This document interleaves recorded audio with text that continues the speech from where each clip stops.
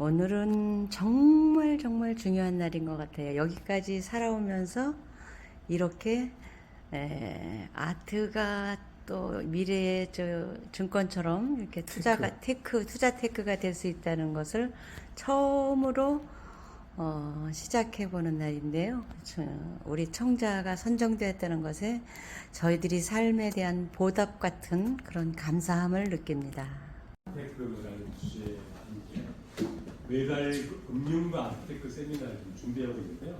매달 금융시장의 이슈를 좀 정리해서 고객님 자산 배분 전략하는데 컨텐츠를 좀 제공해 드리는 거고, 또 새롭게 변화되는 금융시장 안에서 투자 아이디어를 공유해드리는 그런 자리와 함께 저희가 이제 그 문화테크, 아트테크라는 주제로 우리의 삶을 아트로 풍성하게 즐길 수 있고 고를 수 있는 그런 주제로 시작하면서, 요즘은 증권형 토큰 시대가 되면서 또 아트도 또 새로운 투자의 수단으로 부각받고 있잖아요.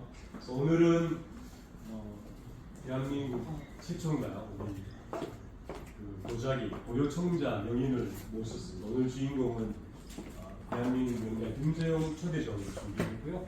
1분 이제 제가 그 10월 자산 배분 전략과 이슈를 가지고 제가 먼저 일단 진행하도록 하겠습니다. 오늘 그 큐레이션, 특별한 큐레이션 경희대학교 한류 컨텐츠 담당하고 있는 김선비아 교수님을 힘찬 박수로 모시도록 하겠습니다. 네, 안녕하세요. 네, 오늘은 고려청자의 명장 김세용 도예관님의 큐레이션으로 찾아뵙게 되었습니다. 전 오늘 강의를 맡은 경희대학교 경영대학원 겸임교수 김선비아입니다. 저는 정말 다양한 직업으로 배우, 중국어 교육, 또 아트 사업에 이르기까지 직업 변천사가 다양한 편인데요. 저는 한 분야에 자민을 보고 생각이 절로 듭니다. 김세용 도예관님이 바로 그런 분이시죠. 한평생 한 길을 쭉 고집하게 한 여간 쉬운 일이 아닌데요. 김세용 선생님께의 도자기가 바로 이런 사연으로 얽힌 경우입니다. 21세기에 고려청자를 만드시면서 외길을 걸어가시는 김세용 명장님으로 다음 주 추석이잖아요. 추석 명절을 앞두고 이에 어울리는 한국의 세련미가 풍기는 고려청자를 오늘 만나볼까 합니다. 선생님께서는요, 대한민국의 명장으로 선정된 지 이미 20여 년이 흘렀습니다. 선생님은 그보다 더 오랜 시절로 거슬러 올라갑니다. 고등학교 시절에요, 우연히 국립중앙박물관에서 도자기를 만납니다. 그때 무척 인상 깊으셨다고 해요. 가슴 깊은 곳에서 짜릿하게 스쳐간 그런 느낌을 받으셨습니다. 도자기에도 여러분, 제가 질문 하나 드릴게요. 많은 종류가 있죠? 어떤 도자기 생각나세요? 백자도 있고, 백자도 있고. 그렇죠. 예, 우리 백자, 청자. 바로 생각나는데, 이 다양한 도자기를 보시면 왼쪽부터 궁정사기, 옆에 백자, 또 회청사기, 청자, 까만색 흑유, 또 진사채, 철채, 청화채 등 이렇게 다양한 처음 들어보는 이름도 많으실 거예요. 회청사기라는 세 번째 회청사기는요, 첫 번째 궁청사기로 넘어가는 초기 유형이고요. 청자는 고려청자의 전통을 계승한 것과 또 조선 백자의 양식을 따른 것, 그 두 가지가 있습니다. 그 중에서 김세용 명장님께서는 바로 뭐죠? 고려청자의 유독 기운을 받으셨습니다. 그렇게 도봉이 되기로 하여서 경기도 이천으로까지 거처를 옮깁니다. 그때가 1970년 초인데요. 남의 밑에서 일하는 게 쉽지도 않았지만 낮에 일하면서 배우는 게 또 실력이 빨리 늘지도 않아서 저녁에도 밤새면서 홀로 도자기를 만드십니다. 이렇게 점토의 문양을 새기시고 날도 새는데요. 이때 기계 설비도 없어서 요약 만들기도 정말 힘들었다고 해요. 그래서 맷돌도 직접 돌리시고 손도 부르트시고 엄청 고됐지만 김세용 명장님은 그 시간이 힘들다기보다는 재밌다는 생각으로 가득했다고 해요. 왜냐? 여러분들도 좋아하는 일을 할 때 그 시간이 행복하잖아요. 자신이 즐겁고 좋은 일은 바로 이런 에너지가 나오게 되는 것이죠. 그렇게 하여서 선생님은 도자기의 매력에 푹 빠지셔서 7년쯤이 지나시자 독립이라는 큰 결심을 합니다. 이때 아내분께서 든든하게 지원을 해주셨다고 하죠. 네. 이 드라마를 보면 우리 예술가가 자신이 마음에 들지 않는 작품이 나오면 어때요? 도자기를 가차없이 깨죠. 예, 이런 장면이 우리가 기억에 남을 텐데요.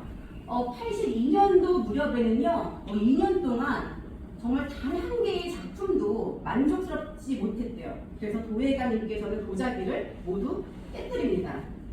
예, 이렇게 해서 오히려 그 많은 시련과 노력을 거친 뒤에 흙과 유약, 또 불에 관해서는 정말 전문가가 됩니다.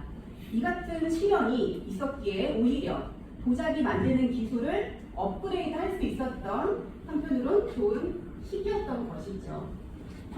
이 세창도예연구소, 이 세창도예라는 이름은요, 어디서 온 줄 아세요? 새는 바로 자신의 이름이죠. 그리고 창은요, 아드님의 이름 한 글자를 따오셨대요. 그렇게 해서 세창도예라는 이름으로 지으셨는데, 이렇게 아내분과 또 자식분들, 온 가족의 지지와 응원이 있었기에 바로 자신이 있었다는 것이죠. 김세훈 명장님께서는요, 유독 청자문을 고집하시는데 어떤 특별한 이유가 있을까요? 우리 청자 생각하면 어떤 이미지가 떠오르죠? 이 멋진 이 자태만 봐도 우리 믿을 수 있지만, 일단 처음에는 청자를 먼저 하신 건 아니고요. 백자와 색자, 중청 등에서 여러 가지 작업을 하셨다고 해요. 하지만 이 청자, 백자, 또 군청사기 등 각각의 특성과 성품을 갖고 있고 풍기는 매력이 다양하잖아요. 그래서 이때 청자를 왜 했냐? 이 세련미와 귀종미, 빈틈없이 완벽한 멋스러움을 이때 청자를 통해서 느끼시는 거죠. 이러한 요소가 이 선생님의 성격과 아주 비슷하다고 합니다. 또 이 디자인에 있어서 그리는 것보다는 조각을 더 많이 하시거든요. 그러다 보니까 작업 속도가 상대적으로 좀 느린 편이거든요. 그래서 스피드, 순발력보다는 인내력과 지구력이 많이 필요로 하는 그런 작업입니다. 그래서 이 한 작품을 완성을 하려면 몇 달이 걸리는 것은 기본이고요. 또 하지만 선생님께는 이런 부분이 더 큰 매력으로 다가오셨다고 해요. 그러면 이 선생님의 작업을 좀 더 자세히 한번 들여다볼게요. 자, 이 조각 기법을 알아보도록 하겠습니다. 청자의 기법에는요, 많은 기법이 있지만 김세용 명장님의 주특기는 바로 이중 투각이라는 것이에요. 이중 투각. 이 투각이라는 말은요, 뭐냐면 문양의 형태에 따라서 칼로 도려내는 기법이에요. 네, 그래서 칼로 도려낸 자리에 구멍이 뚫려 있죠. 그래서 이것의 속에 도자기를 성형하고 또 이중으로 또 겉에 도자기를 성형한 것을 덧대서 무늬를 넣는 것이에요. 이 이중이란 말 자체에서도 우리는 알겠지만 정말 작업 자체가 무척 까다롭습니다. 선생님은요, 이 이중 투각이 가장 정교하고 또 섬세하면서 아름답다고 말을 하셨어요. 그래서 흙이 적당히 굳었을 때 이 조각칼로 세세하게 뚫는 과정이라서요, 성공률이 낮을 수밖에 없고요. 그렇기 때문에 값이 자연히 올라갈 수밖에 없습니다. 그렇기 때문에 이 작업을 상대적으로 하려는 분이 적겠죠. 좀 기피하는 작업이에요. 그렇기 때문에 선생님께서는 한편으로는 남들이 잘 안 하려고 하는 기법을 내가 한번 잘해봐야겠다는 생각을 하신 거죠. 또 도자기를 만드는데 가장 중요한 과정은요, 바로 불에 굽는 과정입니다. 그래서 가마가 무엇보다 매우 중요한데요. 아무리 좋은 작품을 구상하고 또 흙을 반죽하고 정성스럽게 조각을 해도 바로 이 불을 거쳐 나왔을 때 마음에 들지 않으면 미련 없이 깨지는 것이 바로 뭐죠? 도자기의 운명입니다. 하지만 선생님께서는 지금 생각해 보면 이 도자기를 깨뜨리는 과정들이 하나의 고정관념이 아니었나라고 생각도 하셨어요. 처음 도자기를 접하면서 스승님께 제일 먼저 배운 것이 깨뜨리는 철학이어서 그랬는지는 모르지만 이 손을 거쳐서 모두가 정성이 깃들여 가지 않은 그런 작업은 없었거든요. 그래서 조금 삐뚤어졌다고 해서 그렇게 깨뜨려 버릴 만큼 도자기가 가치 없다고 할 수 있을까 하는 것이죠. 모든 도자기가 불 속에서 자연스러운 변화를 거쳐서 만들어진 작품이고요. 또 각자의 색깔을 지닌 도공의 혼이 깃든 생명력을 가진 작품이라는 생각을 저는 하는데요. 자, 이제 명장님의 혼이 깃든 작품 시리즈 다양한 도자기 한번 보여드리겠습니다. 첫 번째, 우리 이제 도자기 이름을 붙일 때는 어떤 이름을 방식으로 붙이냐면요. 이런 의미가 들어가죠. 이것은 이제 도토리 나무, 도토리 문이라고 해서 청자 도토리문 이중투학호라는 작품이고요. 그리고 이 청자 목단이 그려져 있는 이 이중투학호, 또 청자 북화문 이중투학호고요. 그것도 북화문의 이제 화병 이중투학호고요. 이것은 청자 북화 인화문의 이중투학호라고 합니다. 그리고 이 작품은요, 좀 다르죠. 양고군에서 직접 보내준 백자로 만든 아이디어 작품입니다. 그래서 김세용 명장님께서는요, 이렇게 현대에 맞는 작품으로 끊임없이 개발 중에 있습니다. 김세용 명장님이 작업하는 4가지 철학이 있으세요. 첫 번째는요, 가장 아름답게, 두 번째, 가장 정교하게, 세 번째는 가장 크게, 또 이 과정들, 작업하는 과정들을 소행으로 여기자. 이것이 4가지 철학입니다. 이 자식과도 같은 수많은 창자가 있을 텐데요. 그 중에서 선생님 가장 기억에 남는 작품이 무엇인가요? 라고 물으면 선생님의 눈가는 촉촉해집니다. 왜냐면요, 선생님의 고향은 바로 개성 아래 장단이라는 곳이에요. 6.25 때 강제로 피난을 오게 되셨고요. 아버지는 이후로 평생 고향을 그리워하면서 사십니다. 그래서 선생님 작품 중에 금강산문이라는 이름을 붙인 매병과 주병과 한 쌍이 있는데요. 이 작품이 바로 자신의 분신과 같다고 합니다. 원래는요, 생전에 고향에 너무나도 가보고 싶어 하신 아버지를 위해서 만든 작품인데요. 하지만 안타깝게도 아버지는 완성된 이 작품을 보지 못하고 작고하십니다. 그래서 저는 이제 선생님께서는 금강산문 외병이라는 이름에 생각할 사, 아비구, 사부 도자기, 아버지를 생각하는 도자기라는 표현이 더 맞을지도 모르겠다고 말씀을 하십니다. 김세용 선생님의 인생 철학은요, 도공이 지녀야 할 마음가짐과 일맥상통합니다. 인내와 지구력을 가지고 버티는 것, 일희일비하지 않는 것, 쉽게 포기하지 않는 것, 이 3가지 덕목입니다. 작품 하나를 만들기 위해서 수천 번의 칼끝을 움직여야 합니다. 말도 하지 않고요, 참선하듯이 그 삼매경에 빠져야 합니다. 만약에 이 한 개만 잘못 움직여도 작품 하나를 못 쓰게 되거든요. 얼마나 힘든 작업일까요? 요즘 시대의 변화도 빠르고 적응하려는 우리는 너무 쉽게 빨리 많은 것을 한 번에 추구하려는 것 같습니다. 그렇게 우리가 이제 포기하는 속도도 빠르죠. 모두의 인생 철학을 저는 똑같이 적용할 수는 없지만 선생님은 인생을 살아가는데 이렇게 빠르게 포기하는 것만이 결코 좋은 방법이 아니라고 생각을 합니다. 그러시면서 그런 면에서 도자기를 만드는 일이 천천히 오래 기다리는 법을 알게 해준다고 말씀하십니다. 그래서 저는 여러분들께 만약 저도 약간 급한 성비를 갖고 있는데요. 이럴 때 도자기를 한번 배워보는 것도 자신을 연마하는 예술 활동으로 좋을 것 같습니다. 김세용 명장님은 결국 이러한 이직함으로요, 현재 대한민국 명장과 화관 문화훈장을 받으셨고요. 또 소장처가 영국 엘리자베스 여왕, 또 달라이라마 왕궁, 청와대에 이르기까지 정말 명망 있는 곳에서 소장되고 있습니다. 특히 요즘은요, 이제 고미술 시장이 앞으로는 각광을 받을 거라고 합니다. 그런 예측이 있는데요. 현대미술의 홍수 속에서 인공지능, 메타버스, 앞에서도 설명해 주셨지만요, 이런 각종 신기술이 정말 홍수로 넘쳐나는 세대예요. 이런 빠른 변화 속에서 아트 마켓이 소용돌이 치고 있다면요, 우리 한국 고유의 색이 담긴 고려 청자와 같이 유구한 역사를 가진 전통 문화를 발전시키는 일을 하시는 김세용 명장님이 있는 것은 정말 한국의 자랑이 아닐까 생각됩니다. 이 도자기를 통해서 삶의 의미를 깨우친 도예가님은요, 자신의 마음을 도자기를 빚는 행위를 통해서 정화시킵니다.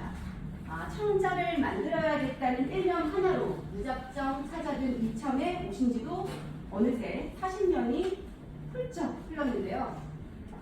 이천이 도자기 고장으로 유명세를 떨치게 된 것은요, 묘장이 많이 위치한 이유도 있지만요, 선생님은 여기에 한 가지를 더 말씀하십니다. 도자기는요, 땅과 물, 불, 바람, 또 에너지, 이 5가지의 원리로 만들어지는데요. 이 요소들이 적절히 녹아있는 곳이 바로 이천이라는 곳이죠. 새의 생명을 얻은 도자기는요, 각자 자신만의 파장을 갖고 숨을 쉽니다. 도자기를 보면 작가의 숨결을 느낄 수 있고 마음 또한 전해지는데요. 한마디로 좋은 조건에서 만들어진 도자기는 그만큼 멋스러울 수밖에 없겠죠. 그래서 외국의 아트회사와 갤러리들이 한국 시장에 관심을 갖는 요즘, 이때 우리나라가 가장 잘할 수 있는 것 중에 하나가요, 고려청자잖아요. 세계에서 기술이 으뜸인 고려청자를 더 많이 알리고 전시하는 것은요, 우리 국민들의 애정이 받쳐줘야 하는 것 아닐까 싶습니다. 마지막으로 김세용 명장님의 감동적인 시인데요.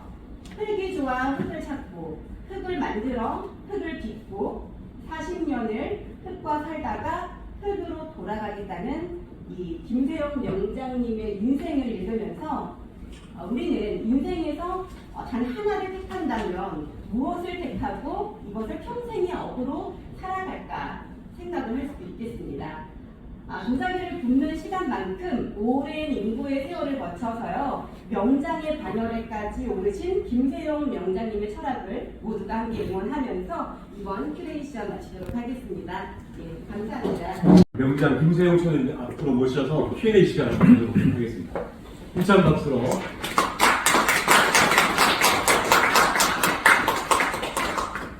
아까 제안했던 그대로 말씀해 주시면 감사하지.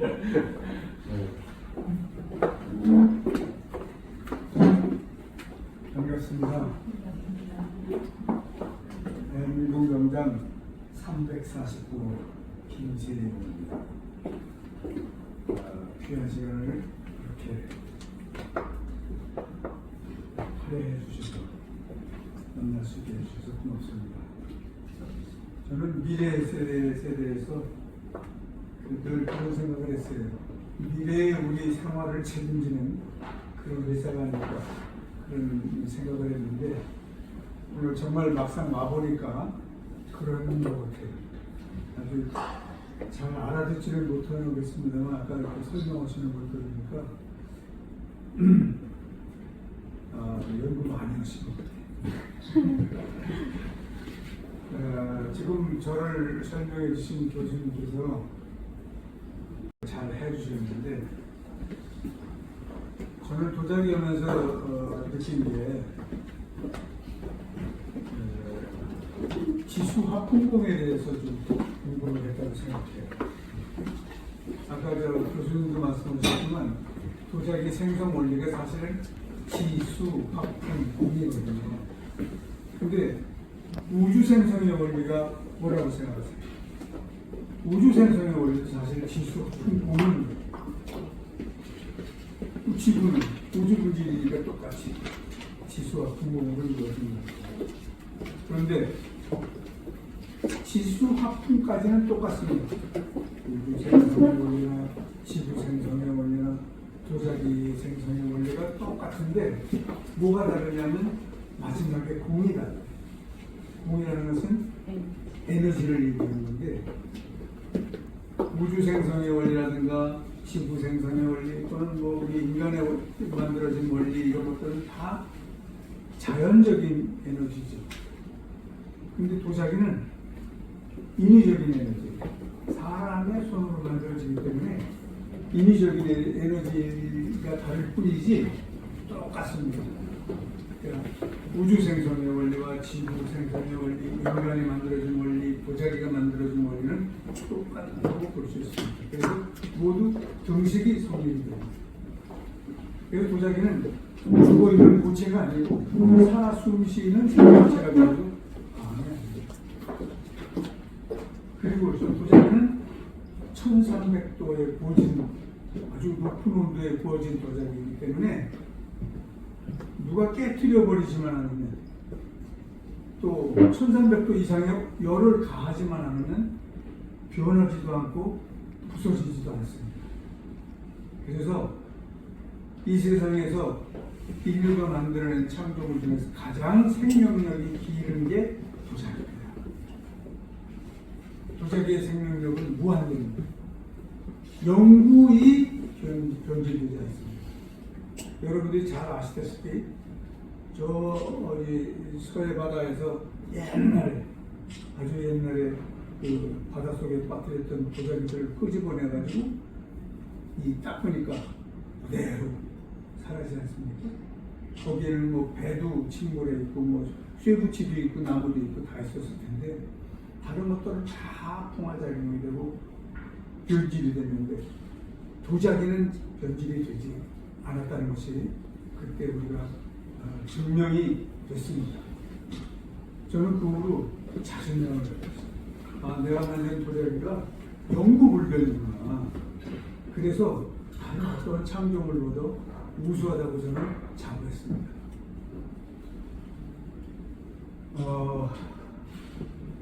지금 저기 보시겠지만 저 청자는 도토리문 이중 투각인데요. 도토리는 왜 그럼 여기다 도토리를 주었겠느냐? 제가 작업하고 있는 공간의 뒷산에는 도토리 나무가 많아요. 근데 그 도토리 나무는 우리에게 아주 값진 그런 도토리 나무입니다. 첫째로 청자 유약을 만드는데 저 도토리나무 참나무 재가 아주 중요한 역할을 해요. 그래서 저희가 이제 참나무재를 옛날에는 그 참나무만 이렇게 갖다가 가공기에다 떼가지고 그 재를 모아서 저희가 유약을 만들고 그랬는데 최근에는 저 강원도에 가면 숯 만드는 데가 있어요. 근데 그 숯 중에서 제일 좋은 숯이 참나무 숯입니다. 이 사람들이 그 숯을 굽고 남은 재가 또 많이 나와요. 그래서 거기 가서 재를 구해다가 제가 유약을 만들어서 쓰고 있는데 그래서 유약 재료로도 쓰고 또 도토리는 뭘 만듭니까? 도토리 묵을 만들어서 우리가 먹을 수 있잖아요. 또 도토리 나무는 이파리가 아주 무성해서 여름에 시원한 그늘을 만들어요. 그 도토리가 가지고 있는 장점이라는 게 여러 가지가 있는 것 같아요. 그래서 제가 고려 청자에서는 볼 수 없었던, 그러니까 고려 시대에 만들어졌던 청자에서는 저런 모양은 볼 수가 없었습니다. 근데 이제 제가 작업하면서 느낀 게 언제까지 우리가 고려 청자를 보존하고 보강만 할 것인가? 그건 아니다. 우리가 21세기에 살면서 21세기형 청자를 만들어야 되지 않겠느냐. 그래야 100년, 1000년 후에 우리 후손들이 제 도자기를 봤을 때 이것이 참 할아버지가 만든 도자기네 라고 느낄 수 있는, 볼 수 있는 그런 도자기를 만들어야 되겠다 생각해서 21세기형 청자를 만들기로 했습니다. 21세기형 청자를 만들려면 뭔가 좀 독특해야 되겠죠. 고려시대의 청자보다 우리가 알고 있기에 고려시대의 청자 중에서 가장 유명한 게 뭡니까? 삼삼청자죠. 고려시대의 도자기는 삼삼청자로 대변합니다. 근데 그럼 21세기형 도자기는 뭘로 대변할 것인가 궁리하다가 제가 연구해낸 게 이중투각기법이죠. 이중투각기법을 고려시대에 그렇게 많이 응용하지 않았던 기법입니다. 우리가 그 칠보향로라고 그 향로 뚜껑에 나오는 그런 정도, 또는 뭐 벽에를 만들었는데 거기에 나오는 문양 정도, 필통 같은 거에 가끔 보이는 것도 그런데 저렇게 이중으로 된 거는 없었습니다. 그때는 이제 호투각이었죠. 한 개입니다. 저는 이제 그걸 조금 더 집대성해서 이중 투각으로 해가지고 문양도 21세기의 눈으로 볼 수 있는 그런 문양들을 많이 개발을 했습니다. 예를 들면 뭐 도토리문이라든가 반문이라든가 뭐 아까 보셨던 그 대나무문이라든가 북한문이라든가 대화문이라든가 기타 뭐 하여튼 여러 가지로 저희가 이제 고려 시대에 보지 못했던 문양들을 개발을 해서 작품에서 응용을 많이 했습니다. 그래서 아마 모르긴 몰라도 아마 1000년 후에 우리 후손들이 이 작품을 본다면 저를 기억하지 않을까 그런 기대를 가져봅니다.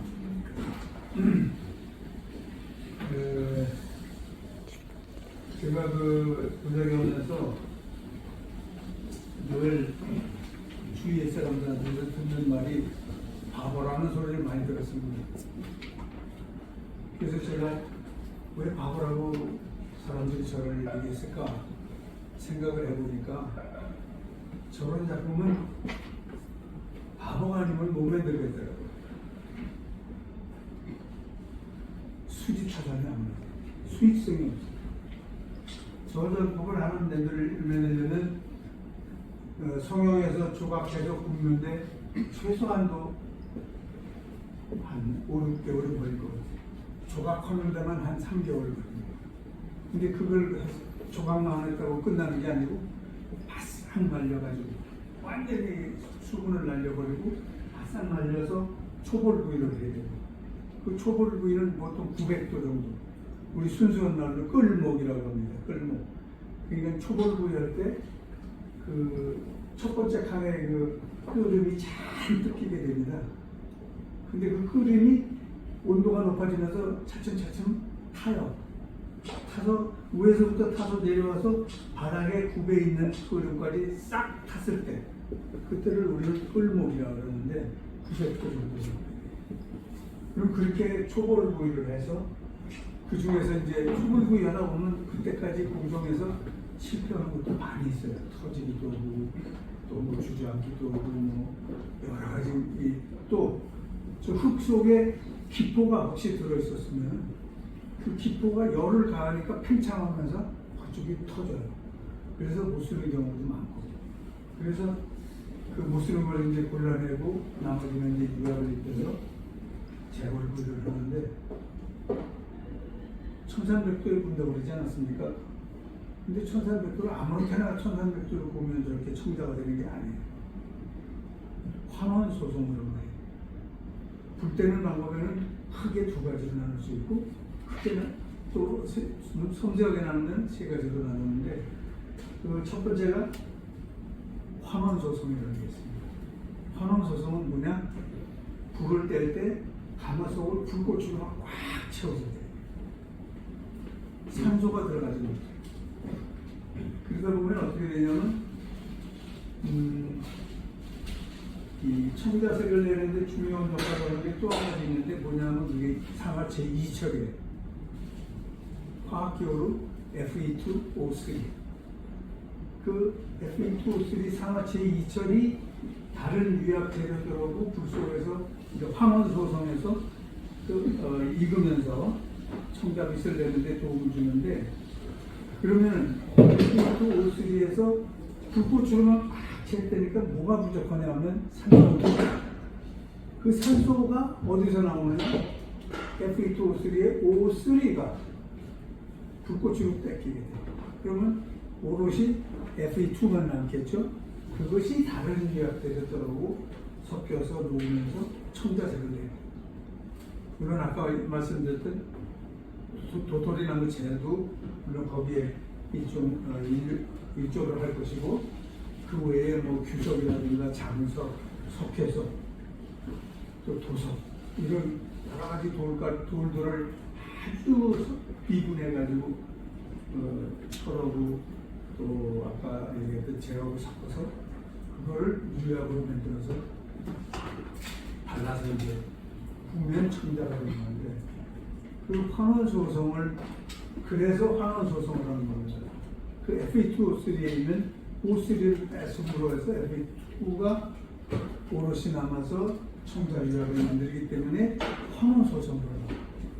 그리고 반대로 산화소성은 뭐냐? 산화소성은 불을 뗄 때 가마 속에다 공기를 넣어가면서 일부러, 그러니까 공기와 불과 불꽃과 혼합을 해서 떼는 이 방법을 산화소성이라고 합니다. 그래서 그 공기가 들어가는 정도에 따라서 색깔이 달라져요. 아주 많이 공기가 들어가면은 지금 포도 색깔 같은 저런 아주 짙은 갈색 같은 거가 나오고, 산소가 조금 들어가면은 누르스름한, 우리가 이제 죄송합니다만 똥색이라고 그러는데 그런 색이 되는 경우도 있고, 그래서 산소가 들어간 정도에 따라서 색이 여러 가지로 됩니다. 그게 이제 산화소성이죠. 근데 이제 환원소성이라는 게, 그래서 세계적으로 환원소성을 하는 나라는 드뭅니다. 그래서 대부분이가 다 산화소성입니다. 최근에 이제 여러분들이 많이 보시는 그 대학에 도예과 나와가지고 창업하는 친구들은 대부분이 뭐 거의 99% 산화소성입니다. 왜냐하면 학교에서 산화소성을 가르치기 때문에 그 산화소성이 쉬워요, 소성하기가. 그리고 이제 지금 이제 그 소지를 만드는 사람들도, 흙을 만들어서 하는 사람들도 산화소성을 할 수 있게끔 흙을 만들어서 팔아요. 근데 이제 흙 얘기가 나왔으니까 제가 또 제 작품을 좀 자랑하려면 흙 얘기를 할 수밖에 없어요. 이 도자기에서 가장 중요한 원료가 흙입니다. 근데 그 흙을 어떻게 만들어내냐에 따라서 색이, 우리가 흔히 알기로는 유약만 가지고서 색을 내는 걸로 알고 있는데, 물론 유약도 일조를 합니다만 흙도 중요한 역할을 해요. 그래서 그 흙이 색깔만 좋아서 흙이 그럼 청자흙이 되느냐? 아니거든요. 불 속에서 천산덕도의 고도 이미 주저앉지 않는 내화도가 있어야 되고, 내구성이 있어야 되고, 또 만들 때 잘 만들어지는 그런 흙이라 얘기해요. 그러니까 가소성이 있어야 돼요. 또 그 수축률이 어느 정도 유약하고 맞춰져야 되거든요. 도자기는 부었을 때, 처음에 만들었을 때보다 약 한 18% 정도 수축을 합니다. 오그라든다고 표현해야죠. 그 오그라드는 과정에서 이게 너무 많이 오그라든다든가 너무 안 오그라든가 하면 또 여러 가지 변화가 생기니까 흙과 유약과 불이 잘 맞아야 되거든요. 그래서 그런 흙을 만들어야 돼요. 근데 그런 흙을 처음에 제가 창업했던 78년도는 흙공장이라는 게 없었어요. 흙을 만들어 파는 데가 아무 데도 없었어요. 도자기 공장도 이천에 한 7개가 8개밖에 없었어요. 그렇기 때문에 도자기를 하려면 흙을 자기가 만들어 써야 돼요. 그럴 수밖에 없었어요. 그렇지 않으면 도자기가 안 돼요. 그래서 흙도 만들어 써야 되고, 유약도 자기가 만들어 써야 되고, 장작도 저 산에 가가지고 그냥 나무를 산판 한다고 그러죠. 그 수종갱신하는 산에 가가지고 몽땅 다 사가지고 그걸 실어다가 장작으로 뽀개가지고 말려서 쓰고. 그러니까 그 당시만 해도 78년도만 해도 창업하기가 그만큼 힘들었어요. 지금은 뭐 창업하기가 정말 쉬운 시절이 됐습니다. 그래서 저는 그때서부터 지금까지 한 번도 남의 흙을 써본 적이 없어요. 제가 만들어줬습니다. 그래서 아까 우리 교수님 말씀하셨죠.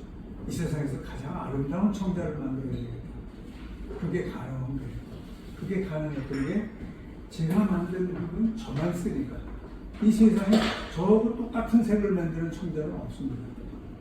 그래서 가장 아름다운 색이라고 좀 과장되게 표현을 했습니다만 저 나름대로는 그렇다고 생각을 하고 살았습니다. 그래서 이제 흙을 만들고 그 흙을 만들어서 그 흙을 쓰기 위해서는 그 흙에 맞는 유약을 또 만들어야 돼요. 그래서 많은 시동을 붙여야 돼요. 그래서 처음에 저하고 같은 시기에 창업을 했던 분들은 멀티 도예가 됐어요. 멀티. 뭐든지 다 할 수 있어야 돼요. 흙도 만들 줄 알아야 되고, 유약도 만들 줄 알아야 되고, 불도 뗄 줄 알아야 되고, 성형도 할 줄 알아야 되고, 조각도 할 줄 알아야 되고. 그래서 그 당시에는 창업한다는 건 정말 어려운 그런 상황이었는데, 그래도 제가 창업을 통해서 오늘날까지 이렇게 이어올 수 있었던 것은 아까 교수님도 말씀하셨지만 제 아내 덕도 많이 온 것 같아요. 제 아내가 저기 앉아 있습니다만 제 그림자같이 이렇게 따라다니면서 항상 뒤에서 소리 없이 도와주고 제 아내의 지론이 뭐냐면 왕과 왕비 지론입니다. 제 아내가 늘 그래요. 남편을 왕으로 생각하면 자기는 자동적으로 왕비가 된다는 겁니다. 그래서 왕과 왕비 지론을 가지고 지금까지 살아오면서 도자기 발전하는데도 크게 같이 기여를 했고 또 도자기 하면서 만났어요. 같이. 사실은 어떻게 보면 저보다 더 재주가 있는 사람인지도 모르는데 저를 내조하느라고 자기 걸 다 포기했어요.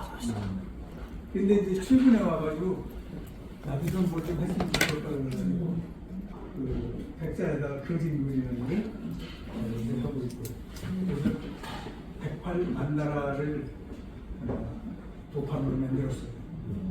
그래가지고 108만나라전을 한번 또 해보려고 생각을 합니다. 사실은 그걸 처음에 그릴 때는 제 작품을 누가 사가면 자기 그림을 하려고 그냥 그려고 시작을 했는데 지금은 욕심이 좀 생겼다고 그래요. 자기 작품도 좀 전시를 해서 많은 사람들한테 보여주고 팔고 그랬으면 좋겠다고. 은근히 자기 욕심을 얘기하고 하는데 아무튼 저는 지금도 매일 아침 저녁으로 감사하다는 얘기입니다. 저는 이제 기도를 하는 사람인데 아침 저녁으로 기도할 때마다 둘이 호응하고 고마워요, 감사해요, 나하고 같이 살아가고 고맙고 끝까지 살아가고 삽시다.